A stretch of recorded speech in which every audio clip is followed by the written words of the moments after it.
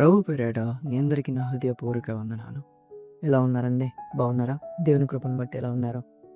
ఈరోజు దేవుడు నాకు ఇచ్చిన అవకాశాన్ని బట్టి దేవునికి ఎంతగా నా హృదయపూర్వక వందనాలు తెలియజేస్తున్నాను. ఈరోజు నేను మన నీతిమంతులుగా ఉండట ఎలా? అసలైన నీతిమంతుడు ఎవరు? మన నీతిమంతులుగా ఎలా అయ్యామో అని తెలుసుకున్నాము. ఈ యొక్క సమయాన్ని చిన్న ప్రార్థన ద్వారా ప్రారంభించుకున్నాం. మహాపరిశుద్ధుడు మా యేసుక్రీస్తు రాజా, నీ బంగారు పాదాలకు వందనాలు నాయన.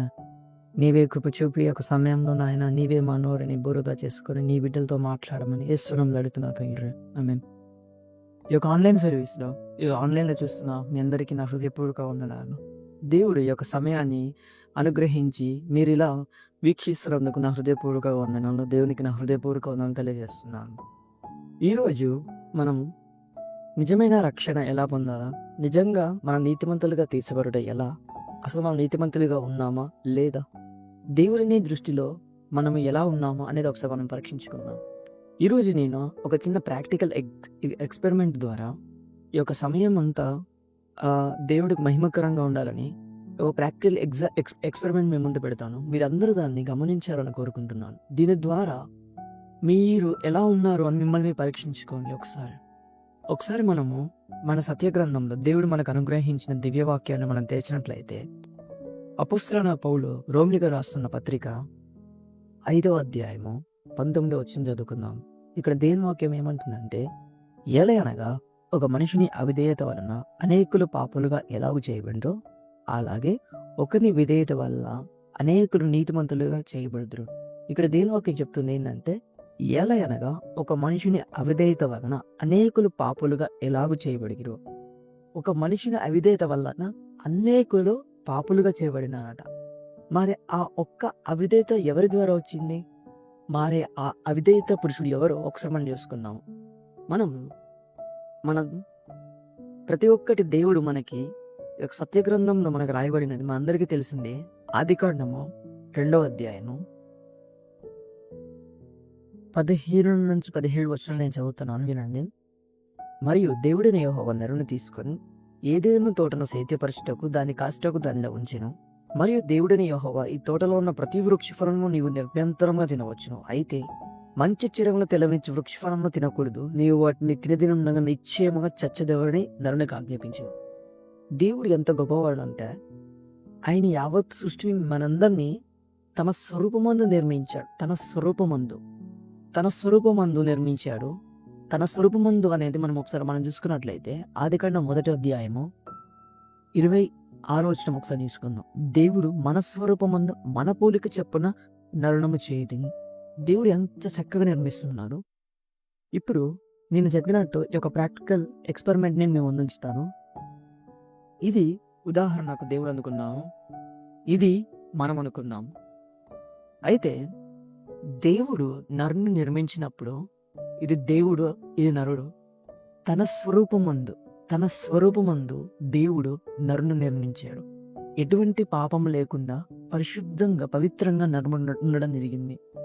దేవుడు నరుని ఎందుకు నిర్మించాడంటే తనతో సహవాసం చేయడానికి, కానీ దేవుడు ఇంత గొప్ప సృష్టిని నరునికి ఇచ్చిన తర్వాత నరుడి యొక్క అవిధేయత వలన నరుని జీవితానికి పాపం అనేది వచ్చింది. అది ఎప్పుడు వచ్చిందని ఒకసారి మనం చూసుకున్నాం. ఇక్కడ దేవుడు ఏం చెప్తున్నాడంటే, అయితే మంచి చెడును తెలివినిచ్చు ఫలవృక్షం తినకూడదు, నీవు వాటిని తినదినముగా నిశ్చయముగా చచ్చిదేవని నరునికి ఆజ్ఞాపించను. దేవుడు ఒక కమాండ్ ఇస్తున్నాడు. ఎందుకంటే దేవుడు యావత్ సృష్టిని సృష్టించిన తర్వాత ఆ యొక్క ఫలం పెట్టాడు. ఆ యొక్క ఫలాన్ని నువ్వు తినకూడదు అంటున్నాడు. తిన్న దినము నువ్వు నిశ్చయముగా చచ్చిదేవంటున్నాడు. కానీ అన్నవుడు దేవునికి అవిధేయత చూపించి దేవుని మాటను తిరస్కరించి ఎప్పుడైతే దేవుడు తినద్దు అన్న ఫలాన్ని తిన్నాడో మనిషిని జీవితంలో పాపం అనేది రావడం జరిగింది. ఒకసారి మనం చూసుకున్నట్లయితే అదే ఆదికాండము 3వ అధ్యాయం నేను చదువుతాను. స్త్రీ ఆ వృక్షమును ఆహారమునకు మంచిది, కన్నులకు అందమైనది, వివేకం నుంచి రమ్యమైనది ఉన్నట్టు చూచినప్పుడు ఆమె దాని ఫలంలో కూడా తీసుకుని తిని తనతో పాటు తన భర్తకు ఇచ్చెను, అతను కూడా తినెను. దేవుడి యొక్క చక్కని నిర్మాణంలో ఆయన యొక్క నరుడు ఏం చేశాడంటే, దేవునికి విధేయత చూపెట్టకుండా అవిధేయత చూపెట్టి ఈ యొక్క ఎప్పుడైతే తినకూడని ఫలం తిన్నాడో మనిషి జీవితంలో పాపం అనేది వచ్చింది. దీన్ని నేను సిన్ అంటున్నాను. ఎప్పుడైతే నరుడు ఆ యొక్క తినకూడని ఫలం తిన్నాడో దేవుని తన స్వరూపంలో ఉన్న నరుల్లో ఈ యొక్క పాపం అనేది ఎంటర్ అవ్వడం జరిగింది.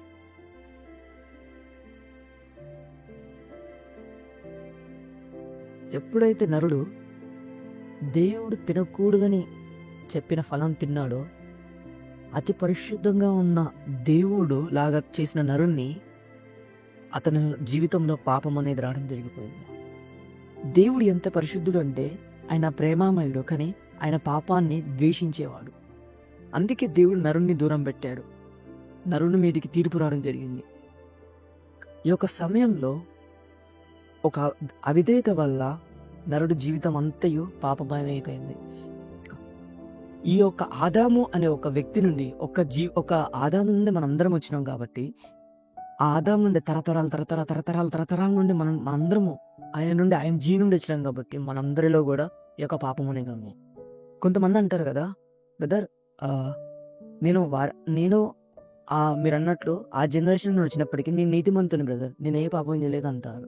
ఒక చిన్న ఉదాహరణ చెప్తాను మన యొక్క నీతి ఎట్లుంటుంది అనేది. దేవుని మొదటిగా దేని ఒక ఏం చెప్తున్నాను మనం చూసుకున్నాము. ప్రసంగి 6:20 చూసుకుంటే ఇక్కడ దేవుని వాక్యం చెప్తుంది ఏంటంటే, పాపము చేయక మేలు చేయుచుండు నీతిమంతుడు భూమి మీద ఒక్కడెన్నూ లేడు. ఇక్కడ పాపం చేయకుండా మేలు చేయు నీతిమంతుడు ఒక్కడు కూడా లేడు అంటున్నాడు. ఇంకొకసారి మనం యెషయా గ్రంథము 64:6 చూసుకున్నట్లయితే, మా నీతి క్రియలన్నీ మురికి గుడ్డ వలె నాయను. సో మా యొక్క నీతి ఎట్లుందంటే మురికి గుడ్డ వలె ఉందట. ఒక ఉదాహరణ మీకు అర్థం కావాలని చెప్తాను. ఫర్ ఎగ్జాంపుల్, ఒక మనిషి 10 లక్షలు సంపాదించుకుందాం అనుకున్నాడు.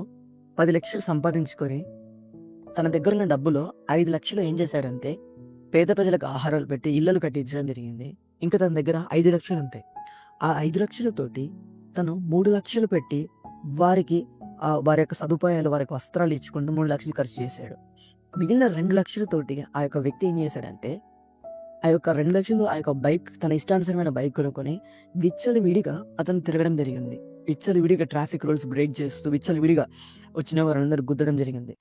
ఆ సమయంలో ఆ యొక్క పోలీస్ ఏం చేశాడంటే అతను పట్టుకొని అతని చలాని వేసి కోర్టుకు తీసుకోవడం జరిగింది. ఎప్పుడైతే అతను కోర్టుకు తీసుకుపోయిన తర్వాత ఆ యొక్క మనిషి చెప్తున్నాడు ఏంటి అంటే, ఆ యొక్క జడ్జి అంటున్నాడు, బాబు మీరు ఈ యొక్క సమయంలో ఇంతమందిని హిట్ చేసుకుంటూ ట్రాఫిక్ రూల్స్ బ్రేక్ చేసినందుకు మీరు ఇలాంటి చలానా కట్టండి, మీరు జైలుకి పోవాల్సిందే అన్నాడు. ఆ సమయంలో ఆ వ్యక్తి అంటున్నాడు ఏంటంటే, అయ్యా మీరు ఏం చెప్తున్నారు, నేను నా దగ్గర ఉన్న 10 లక్షల సొమ్ముతోటి 5 లక్షలు ఇతరులకు అన్నదానాలు పట్టించాను, ఇల్లు కట్టించాను. 3 లక్షలు వేరే వాళ్ళకి సదుపాయాలు తీర్చి వాళ్ళ అవసరతలు తీర్చిన, నా దగ్గర ఉన్న 2 లక్షలతోటే నేను నా బైక్ కొట్టుకుని ఇష్టానుసారం పైన అసలు తప్పేముందయ్యా అంటున్నాడు.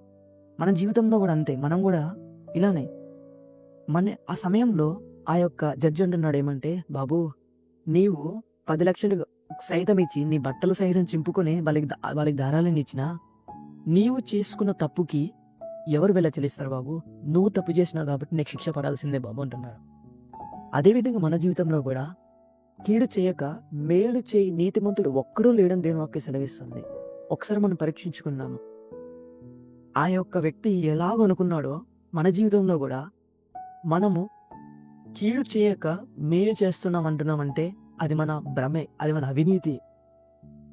ఎప్పుడైతే నరుడి జీవితంలో ఈ పాపం అనేది ఎంటర్ అయింది, మరి ఎలా, దీనికి పరిష్కారం ఎలా, ఈ పాపం నుండి మనకి విముక్తి ఎలా అంటే అది దీని వాక్యం మనకు సెలవిస్తుంది. ఇంకొకసారి మనం చూసుకుందాము.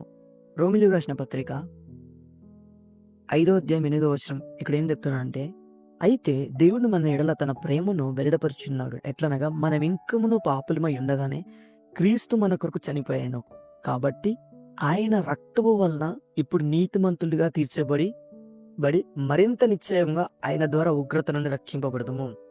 ఇక్కడ చూడండి దేవుని వాక్యం ఎంత మంచిగా చెప్తున్నాడు. ఆయన రక్తము ద్వారా, ఎవరు వ్యక్తి అంటే స్వయంగా యేసుక్రీస్తు ప్రభువే ఈ యొక్క శరీరధారిగా ఈ భూమి మీదకి వచ్చి, పాపము లేకుండా ఈ యొక్క భూమి మీదకి వచ్చి యేసు ప్రభు శరీరధారిగా ఉండి మన కొరకు, మన పాపాల కొరకు ఆ కల్వరి శిలువలో మరణించడం జరిగింది. క్రీస్తు రక్తము అంటే మనం ఇంకనూ పాపలమై ఉండగానే క్రీస్తు రక్తం మన కొరకు చనిపోయి మనలను ఏం చేసిందంటే నీతిమంతులుగా చేసింది.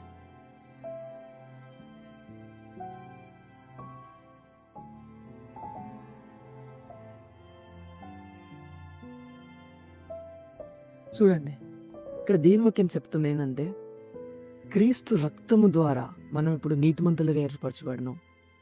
తండ్రికి మనకి మధ్యవర్తిగా క్రీస్తు వచ్చి మనల్ని జత చేర్చాడు.